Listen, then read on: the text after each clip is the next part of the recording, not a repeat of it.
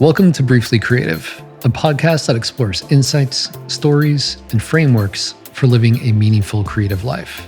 I'm your host, Greg Gunn.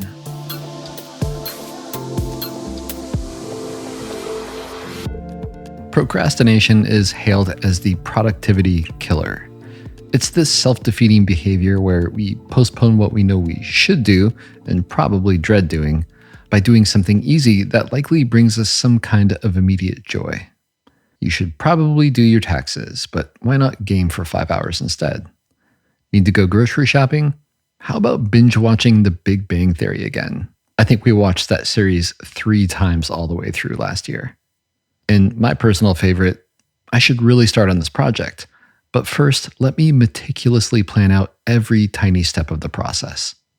That last one is a familiar and particular type of procrastination, or as I like to call it, procrastination. And let me explain what I mean by that. Procrastination is a portmanteau I made up years ago for a talk that I gave in Santa Fe, New Mexico. And it hitches 2 words together, productivity and procrastination. Now, I define procrastination as the act of delaying the most important task to instead complete a series of trivial but necessary tasks. I invented this term to explain situations that I kept getting myself into. For example, take starting on a personal project. Like, maybe a podcast? So you come up with this new and exciting idea and make grand plans in your head about how it will all work, which is awesome. But when you sit down to write and record an episode, a thought strikes you. I'm thirsty, you think to yourself. So you set your laptop down and get up to go find a nice cold drink. But as it turns out, you are entirely out of the fizzy, fruit-flavored water that you were oh so craving. Better head to the store and pick some up. And while you're out, you might as well run all those errands you've been meaning to run. Cut to several hours later, and you are no further along on your project. But you were productive. You did things that needed doing. So it wasn't a complete waste of time, right?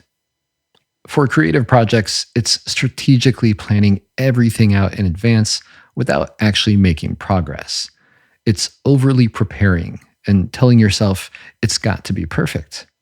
It's doing all the trivial and easy tasks that aren't important first.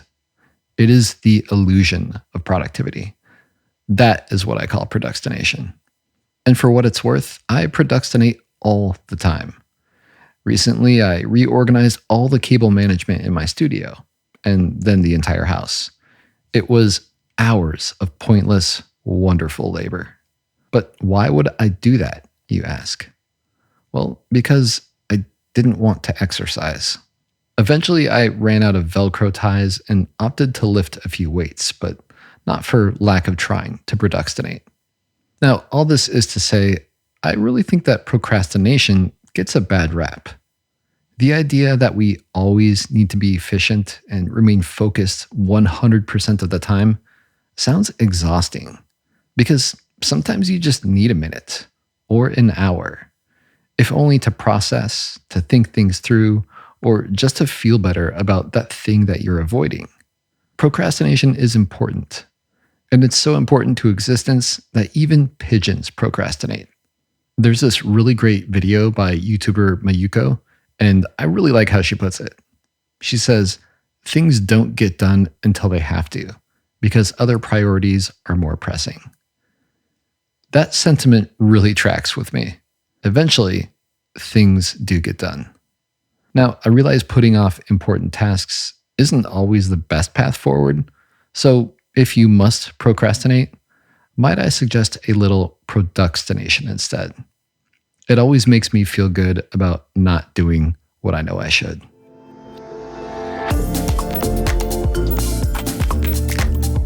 Thanks for joining me today.